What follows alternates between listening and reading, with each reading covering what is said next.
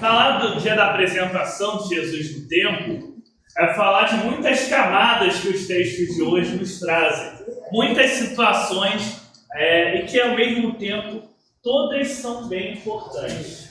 Nós vamos tentar focar em algumas coisas, porque senão a gente vai ficar até amanhã aqui. Jesus é levado, o primeiro filho de Maria e José, é levado a ser apresentado ao templo. Era o costume daquele povo que o primeiro filho fosse apresentado também no templo. Não é exatamente, aí é bom a gente não confundir, não é exatamente como se fosse o nosso batismo. O que seria equivalente ao nosso batismo para eles era a circuncisão, que todas as crianças passavam. Era realmente algo específico para primogênitos. Que era nas sociedades. Hoje em dia a gente não liga muito para isso, mas nas sociedades antigas era muito valorizado nessa questão do primeiro filho. Então, quando eles chegam lá para cumprir a ação da sua crença religiosa, da sua forma de se relacionar com Deus, havia lá Simeão. E Simeão já passou a vida inteira recebendo a promessa de Deus, recebendo a promessa de que ele veria o Messias, de que ele veria a luz da salvação para o seu povo e para todos os povos.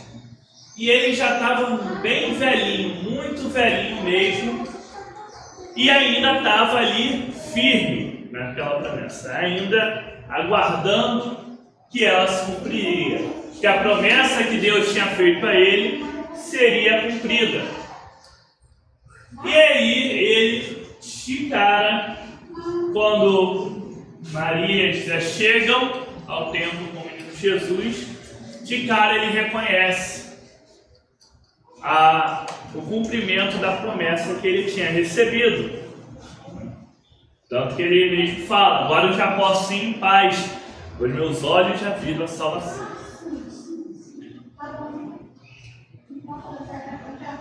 Quando nós vemos essa parte, já é muito profundo ver o quanto Simeão foi perseverante em guardar a promessa que ele havia recebido.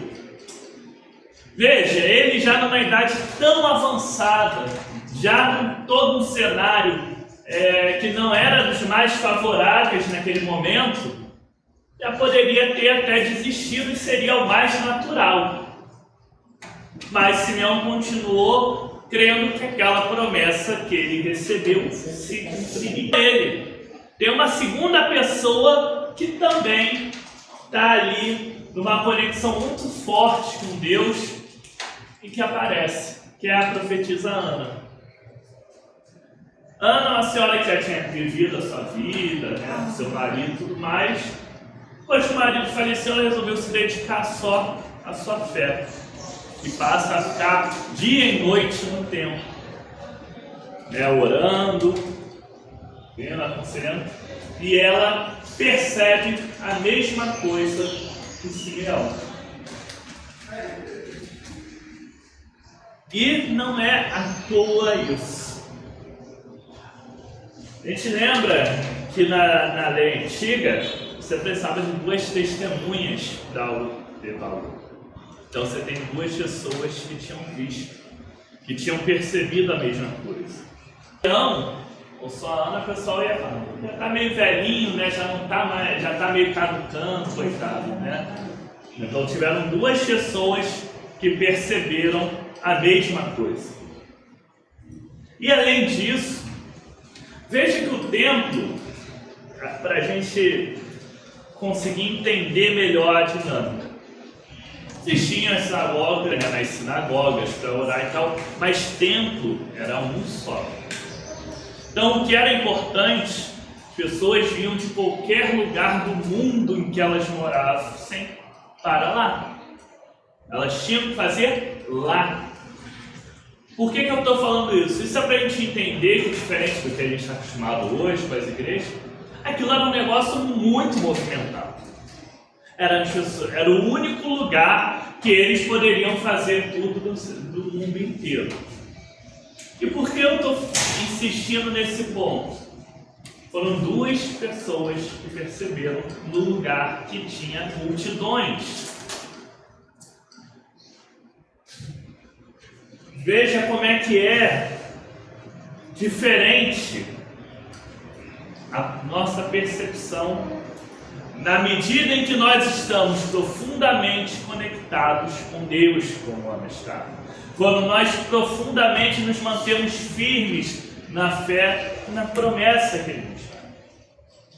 Eles dois conseguiram ver o que várias outras pessoas, aquela multidão de pessoas que ficava ali o tempo todo pelo templo, não conseguiram. Isso, quando a gente está falando isso nesse período da Epifania, quando a gente lá atrás, lá no dia da Epifania, lá no dia de Reis, viu também os reis magos percebendo a estrela, percebendo o sinal de Deus, apontando para a realidade, apontando para Jesus, apontando para o Messias, mas a estrela está no céu, todo mundo pode olhar. Mas só eles que perceberam que tem alguma coisa ali que está diferente. Esse chamado para nós percebermos, discernirmos a presença de Deus, a ação de Deus, o agir de Deus na nossa vida, é um chamado constante. Constantemente, nós nos deparamos com Deus agindo ao nosso redor, agindo no nosso mundo, agindo nas nossas vidas. Mas não quer dizer que sempre nós conseguimos perceber.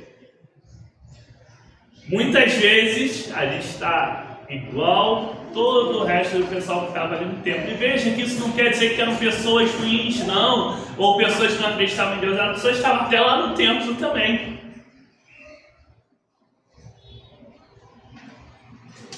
Mas não conseguiram deixar Deus mostrar para elas. Não permitiram Ele dar o discernimento para a gente perceber.